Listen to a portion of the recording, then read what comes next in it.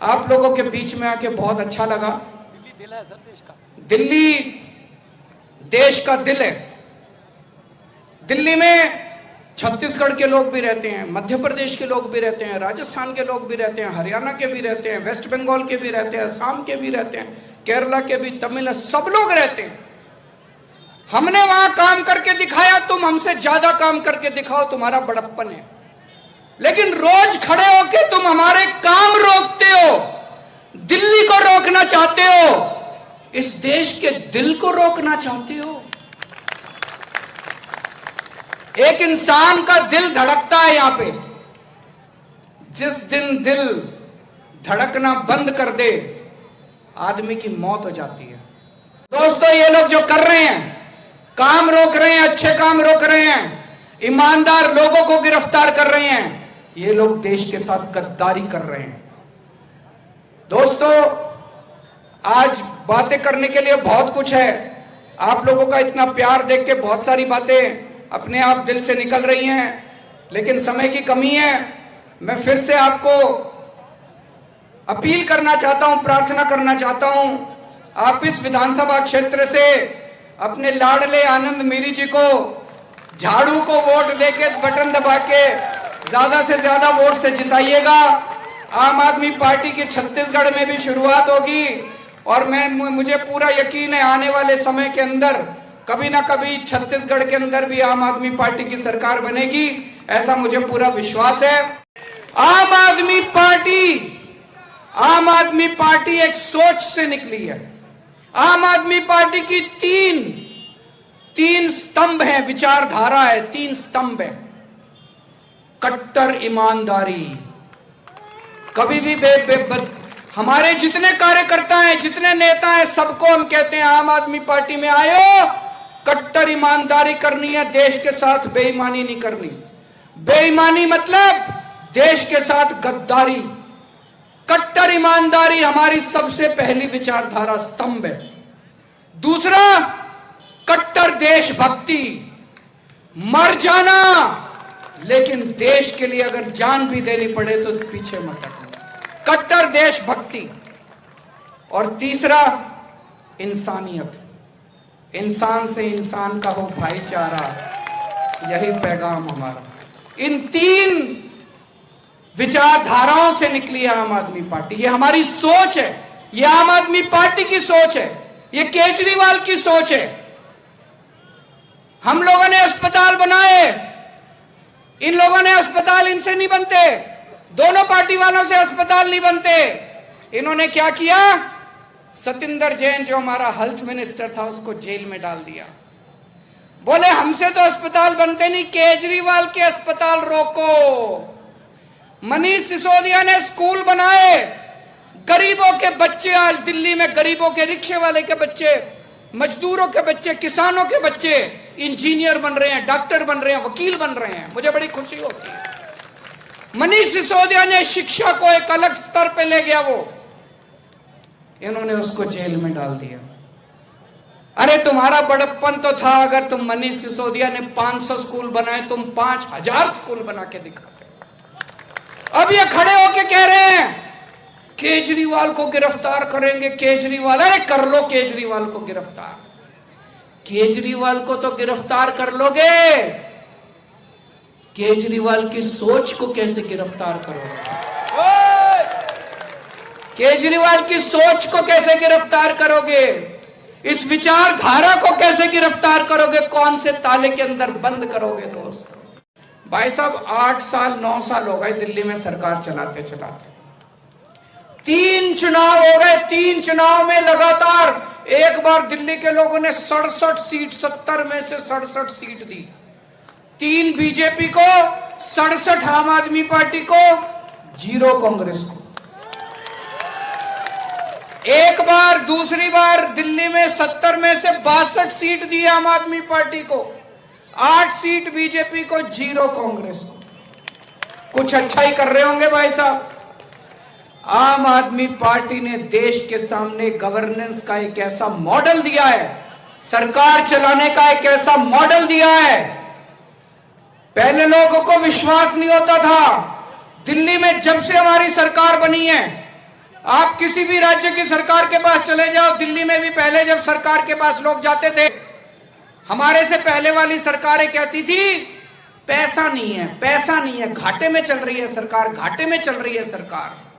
जब से दिल्ली में हमारी सरकार आई है, हमारी तो फायदे में चल रही है, हमारी तो घाटे में नहीं चल रही। कैसे? क्योंकि ईमानदार सरकार है, ईमानदार सरकार है, सारे पैसे बचाते हैं, जनता का एक एक पैसा जनता पे खर्च हो रहा है। अब सरकार घाटे में नहीं चल रही। दिल्ली में इतने स्कूल बना दिए मैंने, इतने सरकारी स्कूल, शानदार सरकारी स्कूल बना दिए। दिल्ली में इतने अस्पताल बना दिए, इतने मोहल्ला क्लिनिक। दिल्ली में चाहे अमीर हो चाहे गरीब हो, सबका इलाज मुफ्त होता है, सबका इलाज मुफ्त होता है। आपको यकीन नहीं होगा, दिल्ली में आपके दोस्त होंगे, फोन करके पूछ लेना, सबका इलाज मुफ्त होता है। तो दिल्ली ने पूरे दिल्ली में सबकी बिजली मुफ्त है, 24 घंटे बिजली आती है, मुफ्त बिजली आती है, बिजली के बिल जीरो आते हैं, बिजली के बिल जीरो लिखा हुआ आता है उसके ऊपर, जीरो। 24 घंटे बिजली, जीरो बिजली, जीरो बिजली का बिल। तो देश के सामने एक ऐसा गवर्नेंस का मॉडल रखा हम लोगों ने, लोगों ने दांतों तले उंगली दबा ली, ऐसे भी सरकार चलती है, पहले तो कभी देखा ही नहीं था। उसके बाद पंजाब में हमारी सरकार बनी, भगवंत मान साहब वहां के मुख्यमंत्री बने। अब वहां भी स्कूल खुलने लग गए, नए नए स्कूल बन रहे। अभी मैं गया था स्कूलों का उद्घाटन करने के लिए पंजाब में।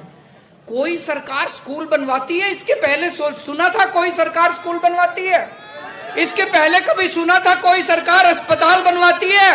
इसके पहले कभी सुना था कोई बिजली मुफ्त करती है? इसके पहले कभी सुना था 24 घंटे बिजली आती है? क्यों, कैसे? ये लूटते हैं।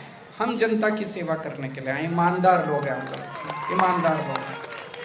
मैं जानता हूं कि ये इलाका बहुत गरीब इलाका है, लेकिन अभी जो आनंद मीरी जी ने बताया वो सुन के बहुत दुख लगा कि आजादी के 75 साल बाद भी हमारे देश के गरीब लोगों को अगर वो बीमार हो जाएं तो पूरा इलाज मुहैया नहीं होता।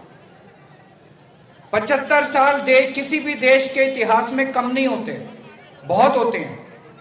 इन 75 साल में इन दोनों पार्टियों ने मिलकर क्या किया? केवल लूटा, देश को लूटा।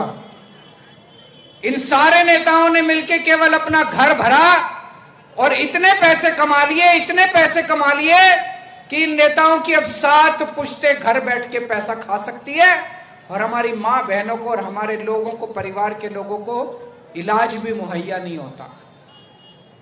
आम आदमी पार्टी, देश के अंदर एक आंदोलन हुआ था, याद करो 2011 में, अन्ना आंदोलन याद है?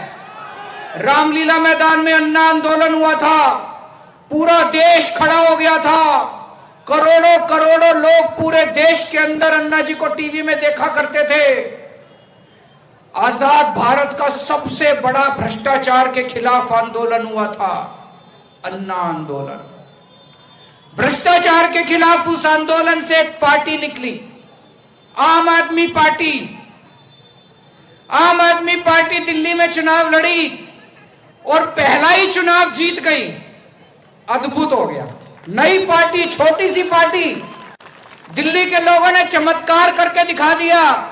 दिल्ली के लोग बोले ये लड़के लगते तो ठीक है, ईमानदार लगते हैं, जिद्दी हैं थोड़े, लेकिन देशभक्त लड़के हैं। हमें तो कोई जानता ही नहीं था, हम तो नए नए थे।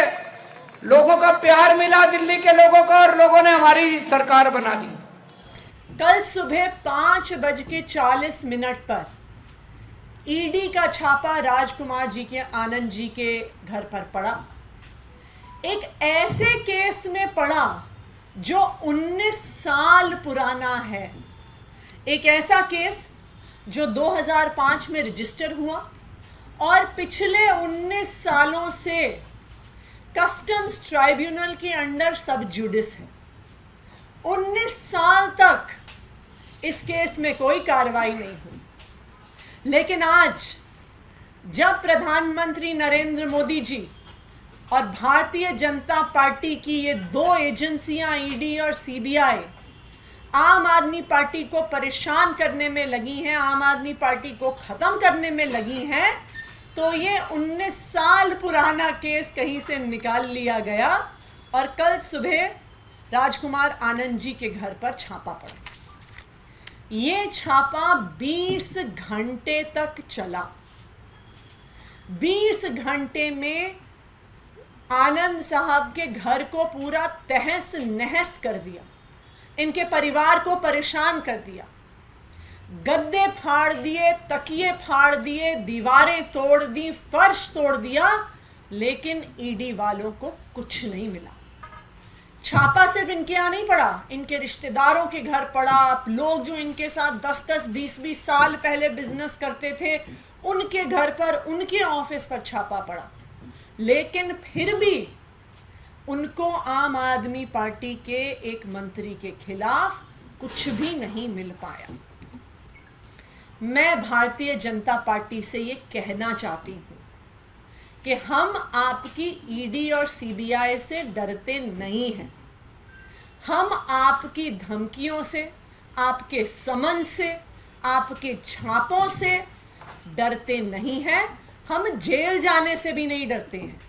तो अगर भारतीय जनता पार्टी और प्रधानमंत्री नरेंद्र मोदी जी को लगता है कि वो ईडी के छापों से, सीबीआई के छापों से, ईडी के नोटिस से आम आदमी पार्टी के नेताओं को, मंत्रियों को डरा देगी, हमें चुप करा देगी, हमारे काम रुकवा देगी, तो मैं आपको बता दूं कि ऐसा होने वाला नहीं है। आम आदमी पार्टी के नेता अपने सर पर कफन बांध कर निकले हैं। हम दिल्ली की जनता के लिए काम करते रहेंगे और हम भारतीय जनता पार्टी और उसके भ्रष्टाचार के खिलाफ आवाज उठाते रहेंगे।